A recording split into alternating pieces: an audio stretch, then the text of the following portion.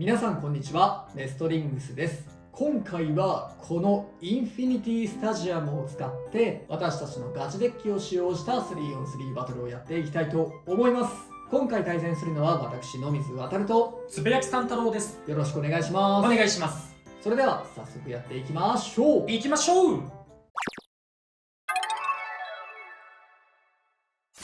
今回つぶやきさん太郎が使っていくガチ 3on3 デッキはこちらになります。ファーストベイはシャークスケール 160LR。 今回はいつものエクストリームスタジアムではなくインフィニティスタジアムでの対戦ということで、ちょっとベイの構成に迷ったりもしたんですけれど、シャークスケールならばどんな環境でも活躍してくれるんじゃないかなと思って、このカスタマイズでファーストベイに持ってきました。 LR で少しだけ背を低めにしているので、もし相手のベイがちょっと背の高いようなベイだったらバーストなどを狙っていければいいかなと思っています。セカンドベイはワルキューレブラスト W960R。 レアベイゲットバトルでずっと欲しかったワルキューレボルトがようやく当たったので、今回ワルキューレのロックチップを早速採用してみました。ブラストとワルキューレと W を組み合わせることで結構スタミナ面が伸びるんじゃないかなと思っているので、ラッシュビットでアタックをしつつもどちらかといえばスピンの方を狙っていくような構成になっているかなと思います。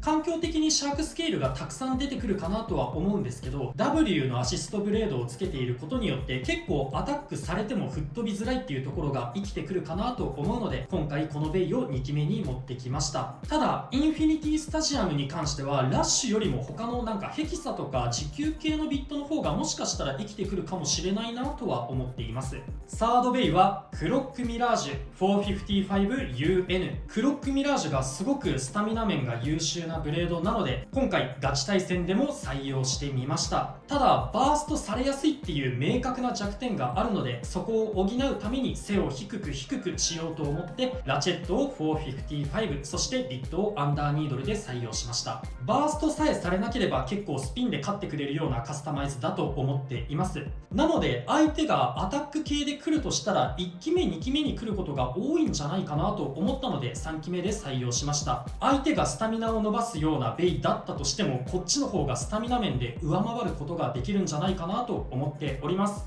今回はこの3機で戦っていきます。はい、ということでこちらが今回私野水航がインフィニティスタジアム用に用意したガチデッキになっております。ファーストベイがクロックミラージュ 455LO です。新しく登場したクロックミラージュを早速ガチデッキに採用してみました。スタミナ面に関してはかなり優秀で、スピンフィニッシュを狙ったような勝負では1ポイントをしっかりと取っていくことができるようなブレードだと思っていて、それだけではなく丸い形状ということもあって、僕は対アタックに関してもブレード面だけ見れば強いと思っております。ただやはりバーストという観点においては結構厳しいところがありまして、特にシャークスケールのような低いところから攻撃してくるようなブレードに対してはちょっと苦手というか不利な対面だなと思っております。なので少しでもその身長を低くするために455とローブを使用しています。セカンドベイがケルベロスブラスト W170H です。今回のデッキ通してのコンセプトの話にはなるんですが、あえてインフィニティスタジアムでエクストリームダッシュを狙わないようなカスタマイズのみのデッキにしようと思っていたので、今回はヘキサを使ったブラスト W を採用しました。このブラスト W もウィールのアシストブレード部分で相手の攻撃を受けることで相手の攻撃をある程度受け流すことができ、ヘキサはロック耐性の高いビットなのでバーストもある程度防げるんじゃないかなと思っております。そしてラチェットは170を選んでいて、これはもう完全にリバース目的です。やはりインフィニティスタジアム 1K のラチェットをつけていると結構リバースに期待ができるということで、オーバーポケットに入ってしまって長い間回り続けて最後姿勢を崩した時にワンチャン戻れるように 1K ラチェットを選んでいます。そしてサードベイがウィザードロット 160B です。ちょっとスタミナに関してはクロックミラージュに劣ってしまうものの、やはり個人的には高い持久力と対アタック性能をかなり気に入っているのでウィザードロットを採用しました。そしてここのラチェットを160にしているのももちろんオーバーポケットに入った時に自分はリバースするという、そういうことを想定して160を選択しています。結構インフィニティスタジアムが序盤のエクストリームダッシュをしのぎきればかなり早期に相手のアタックタイプのスタミナが消耗されてしまってスピンフィニッシュを狙えるんじゃないかということと、もしもオーバーポケットとかに入れられてしまってもリバースする確率があってその後の勝利も狙えるので、今回はそういった勝ち方を狙うようなコンセプトでデッキを作ってみました。今回はこの 3on3 デッキで戦っていきます。それでは対戦に行きましょう。お互いのファーストベイ、せーの、じゃん。シャークスケール 160LR。 クロックミラージュ 455LO。 ファーストバトル、レディーセット、3、2、1、ゴーシュアタックに行きたい。とりあえず危ないよ真ん中が一番低いからできるだけ真ん中にいてほしい。結構耐えるな。そうまだ耐えてる。序盤でバーストしてしまいたかったが、まだ耐えてるがこっからは侮れない。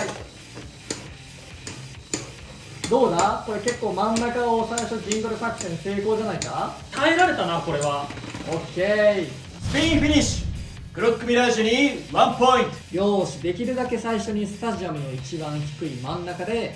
低いカスタマイズを使ってシャークスケールの攻撃が下に当たらないようにしたのが功を奏したかも。お互いのセカンドベイ、せーの、じゃん。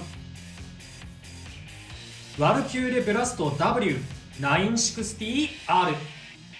ケルベロスブラスト W170H。 セカンドバトル、レディーセット、3、2、1、ゴーシュうわまだわかりません。いやまだ速攻です。はい、こちらまだわかりませんよ。ラチェットないんだから多分ないんだよな、リバースで。ラインだけに。ないんだよな。いでもや、相手がさヘキサだったからスタミナ面不利だなって思って強めに打ちはしたんだよ。それがこのスタジアムだとこうなるよなってしな。まうんですね。オーバーフィニッシュ、ケルベロスブラストに2ポイント。容姿とはあんまり言えないんだよね。なんかやっぱこのラインをさ走った時に乗り越えちゃってそのままオーバー、やっぱここの壁がないことによって自分で自滅オーバーいっちゃうっていうのは結構ありそうだよね。めっちゃ起きる。お互いのサードベイ、せーの、じゃん。クロックミラージュ 455UN。 ウィザードロット 160B。 サードバトル、レディーセット、3、2、1、ゴーシュなんならバーストしよう。スタミナで勝つ気満々だったが160つけた。あ、そうだよな。ラチェット的にリバースの確率がリバースする可能性あります。いや戻ってきてもさすがにスピンで勝てるでしょう。そう2点になるか1点になるか。そう、ただこの時間を私たちは享受しなければなりません。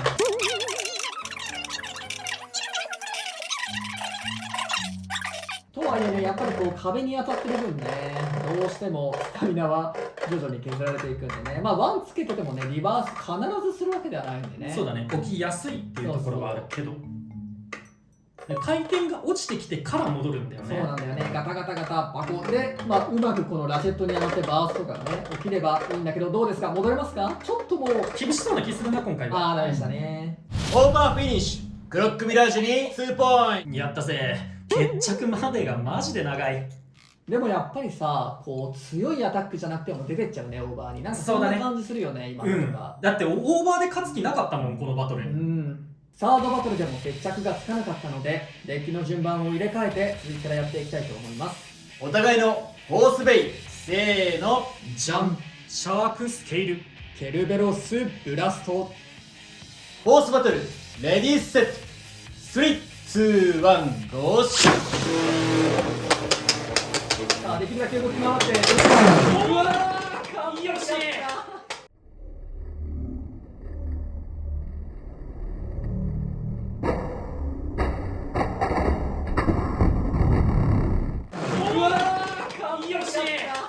エクストリームフィニッシュ、シャークスケールに3ポイント。いやタイミング良かった。よってこの勝負はつぶやきさんとの選手の勝利だやったぜ。シャークだったらどんなスタジアムでも強いかもな。これは文句ない。文句ないエクストリームだったね。はい、ということで今回はインフィニティスタジアムを使ったガチ対戦やっていきました。いかがだったでしょうか。いやー最後ね完全にバチコーンって決められちゃったのがね、まあ気持ちよかったね。でもあれはちゃんとね決まったって感じしたな。ただ前回の動画でもちょっと話し忘れてたんだけど、このスタジアムエクストリームゾーン前の壁はちょっと低めなんだよね多分。そうだよね。通常のねスタンダードのエクストリームスタジアムよりも壁が低くなってるから、もしかしたらエクストリームフィニッシュも起きやすくなってるかもねこれ。そう、ここのね壁がねちょっとね低めに作られてるから、まあ、今回もしかしたらね通常のスタジアムだったらエクストリームしてなかったかもみたいなのもあるかもしれないね。であとはロッドが出てったやつとかああいうのがちょっと気になっちゃったかな。やっぱりオーバーポケット入りやすいね。壁ないんだもん。だってそう低いとかじゃなくてないんだからねこれ。そう遮るもの何もないからさ、ちょっと小づかれてちょっと進んじゃったらもう止まれなくってそのままオーバーみたいなのとかね、ちょっと気になっちゃうよね。そうだね。でやっぱり自滅もしやすいな。シュートパワーが難しい。強く打ちたいんだけど、それこそだってこのスタジアムってさ、インフィニティダッシュ何回も何回もエクストリームダッシュをするためのスタジアムだから、シュートパワーは上げたいんだよ。走るためのスタジアムだから。だけどシュートパワー上げると自滅すんだよ。そうなんだよね。噛み合ってなくないって思っちゃうんだよな。しかもね持久系はもうガン引きしてもねある程度大丈夫っていう、なんでスタミナ戦でもまあアタックタイプよりはスタミナだけ見るんなら有利に立ち回れること多いかなと思ってて、1戦目のねシャークスケールもそうだし、ワルキューレブラストがオーバーポケット出てっちゃったのもまさにそういう感じなんだよね。相手が自滅したりとかもう何度もエクストリームダッシュしてスタミナなくなったところで自分が勝ちに行くみたいな、そういうコンセプトでデッキを作っていて、ちょっとね最後綺麗にエクストリームで負けてはしまったんですけど、そういった、今回私がやったような戦い方もこのスタジアムでできるのは面白いところかもなとは思いましたね。あと俺はクロックミラージュを使ってて思ったのが、スタミナ面めっちゃ強いんだけど、ウィザードロットの完全上位互換とはならずに、そのバーストしやすさとかもあるから結構いいバランス調整だなって改めて思いました。もうスタミナで使うならロッドやめてミラージュクロック一択みたいにはなってなくて、ロッドにはロッドの良さがあるし、ミラージュクロックにはミラージュクロックの良さがあるしで共存できてね、ブレーダーごとにどっちを使いたいかとかが分かれるのはいいところかなって思いました。それとあと結構今回のバトルに関しての話ではないんですが、このケルベロスブラストの W ウィールについて話したいことがあって、ランダムブースターで入手してからずっとこのウィールをね使っているんですけれど、分かりますかね、このベイに固定する部分というかはまる部分がどんどん形が歪んで発火していってしまっているんですよ。なのでこうブレードと組み合わせた時に、今までは結構この2つで組み合わせるとがっちりであんまり動かない遊びないなって思ってたんですが、どんどん遊びができるようになってしまって、なんかブレやすくもなるし、なんかちょっといつまで使えるかもわかんないしっていう感じになってきちゃってて、しかもウィールってランダムブースターのパーツでそんな予備を何個も用意できるパーツでもないので、ちょっとねこの CX のアシストブレードの付け方というか組み方は最近かなり気になり始めてますね。本当にこれガタなかったんですよ最初。うわめっちゃいい組み合わせでできたと思ってすっげえ嬉しかったのに、使えば使うほどどんどんここねもうガタガタするようになっちゃって、やっぱりねそこもね性能に影響してくると思うんでね、こういうところも今後改善してくれたらいいななんていうふうにはちょっと難しいかなとは思ってるんですけど、思っているところですね。ということでこの動画が良かったらグッドボタンとチャンネル登録よろしくお願いいたします。それではまた次の動画でお会いいたしましょう。バイバイ。バイバーイ。